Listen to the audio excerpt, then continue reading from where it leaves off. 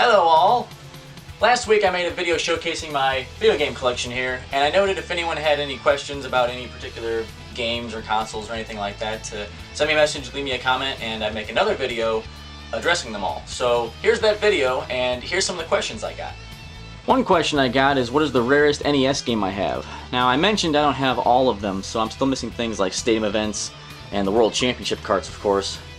But the rarest ones that I do have, I kind of keep on display down here.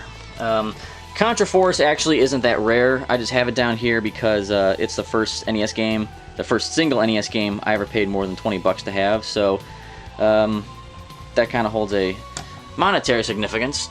But Bubble Bobble 2 I think is pretty rare. I don't usually see this in any kind of like used video game stores or anything like that, and it's kind of hit or miss on eBay. So it's not impossible to find, but it's pretty expensive when you do find it. But the rarest one I think I have is probably this one here, Flintstones Surprise at Dinosaur Peak. This is a game I don't really see on eBay much anymore, and I've never seen in a local video game store ever. And the price tag that this thing goes for is quite outrageous. So I would say those are the two rarest games I have, Bubble Bobble 2 and Flintstones Surprise at Dinosaur Peak. But just to mention, I also have another game here, Dragon Warrior 4. People consider this kind of rare, but I see this on eBay a lot, and I see this in local video game stores quite often too. It's kind of expensive, and I think it just kind of has a nostalgic value because it's a Dragon Warrior game, so people kind of hold it in high regard. But beyond that, though, I say the two rarest games I'd have are Bubble Bobble 2 and Flintstones Surprise at Dinosaur Peak. I had a request to see all my Sega Saturn stuff, so let's take a look at all the games I have for it. There they are. Sega Rally. I don't even have a Sega Saturn to play this game on. In fact, the only reason I even have this game is because I really like the soundtrack. But in the future, I do plan on getting a Sega Saturn and a lot more games. But for now, this is all I've got. And a question related to my Sega Saturn games, I had a question about my Sega stuff in general. And this is pretty much it here. I got a Sega Dreamcast, a couple of games, the console. Over here I do also have the Sega Genesis in the box, and yeah, it's really in there. The console, controller, power supply, the game, it's all really in there. And I actually found this Sega Genesis in someone's trash. I was driving down the road and it was just sitting on top of someone's trash can, and I stopped and thought to myself, was that a Sega Genesis? So I went back, and sure enough, it was. So here it is. So thank you whoever threw this thing away. But that's it for now. I mean, really, that's all I've got in terms of Sega stuff. It's definitely on the list of things to get working, of course. But for now, that's really all I've got. Do I have Punch-Out? Was another question I was not surprised to be asked. But yes, actually, I have 4 copies of it. I have 2 loose copies of Mike Tyson's Punch-Out, 1 loose copy of Punch-Out Mr. Dream, and a box copy of Mike Tyson's Punch-Out.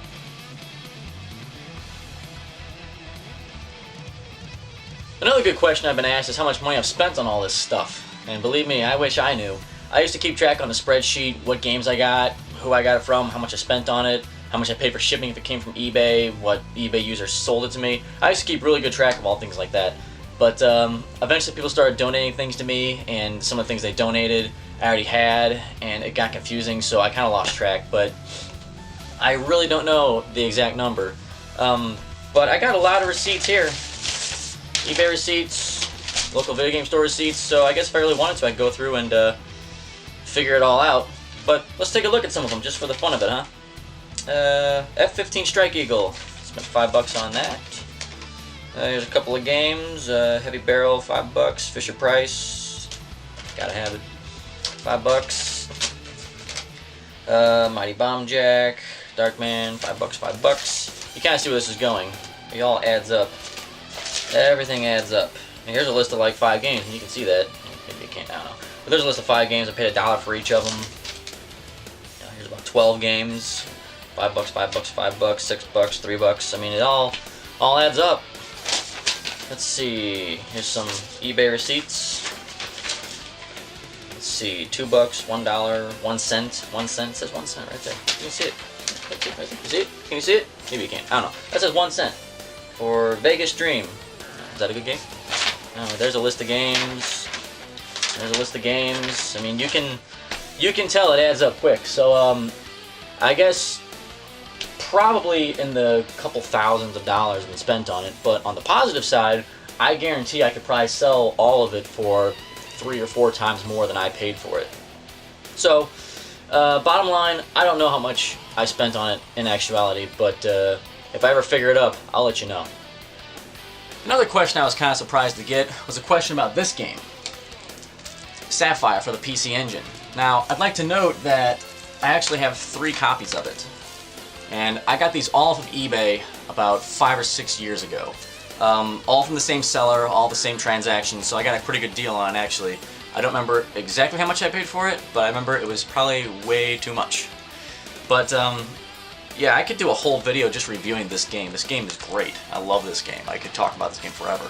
But if you're asking where I got it because you want to get yourself a copy, I really can't help you.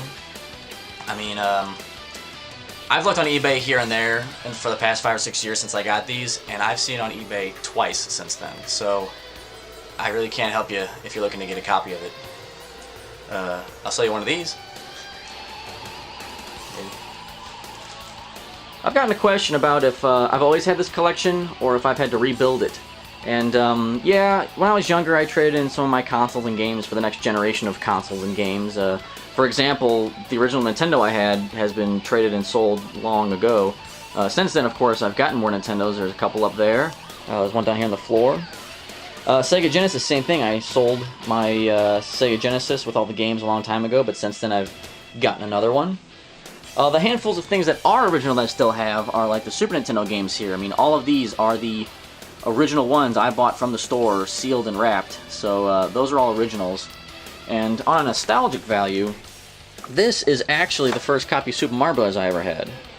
You can kind of tell the label's worn, the back's got paint, it's pretty beat to hell, but this is the first copy of Super Mario Bros. I've ever had since I was 5 or 6. So some of the things are originals, some of the things are reacquired, but all in all, it's a work in progress. So there you have it. Hopefully I answered the majority of the questions. If you saw anything this time around you have any questions about, or are curious about where it came from, you know, anything like that, leave me a comment, leave me a message on YouTube or Facebook. Get a hold of me any way you'd like, and I'll make another video again in a few days or a week, whatever questions I get, and we'll just take it from there. So thanks for tuning in, and hopefully I answered all your questions, and I'll see you next time.